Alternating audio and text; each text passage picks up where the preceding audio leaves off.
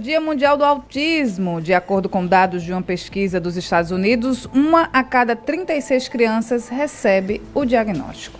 Renata, e a gente acabou de ouvir, não é, uma especialista sobre alguns sinais que podem ser observados na infância. E a gente vai entender agora a importância do diagnóstico precoce. A Juliana Santos está conosco, tem os detalhes desta informação. Bom dia, Juliana. Oi, Vitor, bom dia para você, bom dia, Renata, ótimo dia para todos que estão nos acompanhando aqui na Cidade FM. Pois é, o diagnóstico, a agilidade nesse diagnóstico pode melhorar muito a vida dos autistas, por isso que é importante esse diagnóstico o mais precoce possível. E esse diagnóstico, ele vem a partir do momento que a gente tem conhecimento, que a gente entende os sinais e procura saber bem mais para poder prestar essa assistência a essas pessoas, esses autistas. Como a gente já ouviu, a gente já conheceu um pouco dos sinais que podem ser observados aí desde os primeiros meses de vida das crianças, e também a gente precisa compreender outras situações que envolvem aí esse diagnóstico. Por isso que eu conversei com a Frínia Andrade, ela é psicóloga especialista em transtorno do espectro autista. Ela trouxe informações bem importantes para a gente sobre como buscar esse diagnóstico precoce.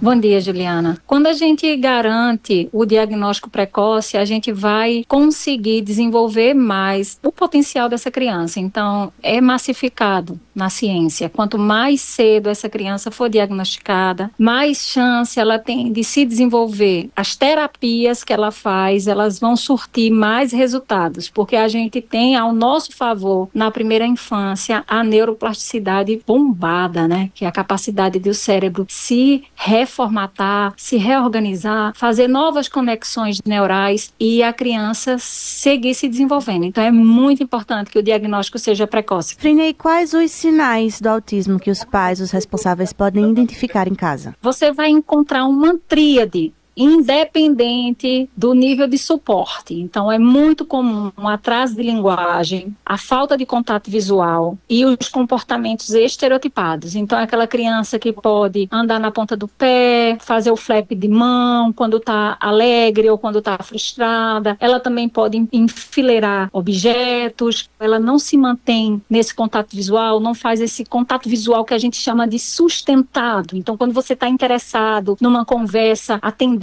ou numa narrativa de uma história, a tendência é que a gente faça essa conexão olho a olho, sustentado. Então, esse é um sinal também. E o atraso de linguagem, é chegado a hora daquela criança falar e ela não consegue desenvolver a linguagem. Ela fica ali, algumas falam palavras soltas, mas não desenvolve diálogo. Então, elas chegam no consultório com essa queixa principal. A minha criança não está falando, já está ali por volta de 1 ano e meio e não está falando ainda. Frínia, a gente costuma ouvir muito por aí que o excesso de telas pode causar o autismo em crianças. Isso é verdade? Não, o excesso de tela não vai causar autismo. A criança, ela tem a predisposição, ela vem, a gente já sabe, já é massificado pela ciência que o autismo, ela tem uma raiz biológica, genética, e fatores ambientais podem também contribuir, como estresse, poluição, isso já é massificado. No entanto, o que é que a tela faz? A tela, ela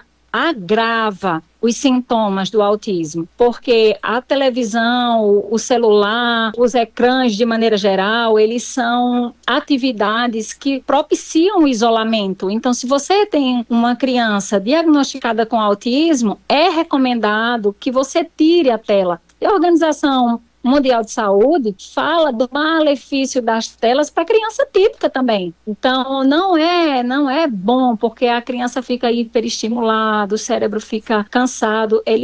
A gente sabe também que tem questões que viciam a criança, aquelas cores, luz. Então, não é bom. Trocando em miúdos não é bom para criança nenhuma. Pois é, a gente acompanhou a fala da Frínia Andrade, psicóloga especialista em transtorno do espectro autista, explicando para a gente a importância do diagnóstico precoce, e também a importância do cuidado com as telas. A gente ouve por aí muitas vezes que as telas estão causando autismo nas pessoas, mas isso não é verdade, como a Frínia explicou para a gente. Se a criança, né, ela já tiver essa propensão genética, as telas, aí o excesso de telas podem agravar os sintomas e não causar autismo. E a importância, né, do diagnóstico, a gente já reforça aqui nesse Dia Mundial de Conscientização sobre o Autismo. A informação é de extrema importância para que esse diagnóstico chegue o mais rápido possível para melhorar a qualidade de vida das crianças autistas. Eu volto com vocês.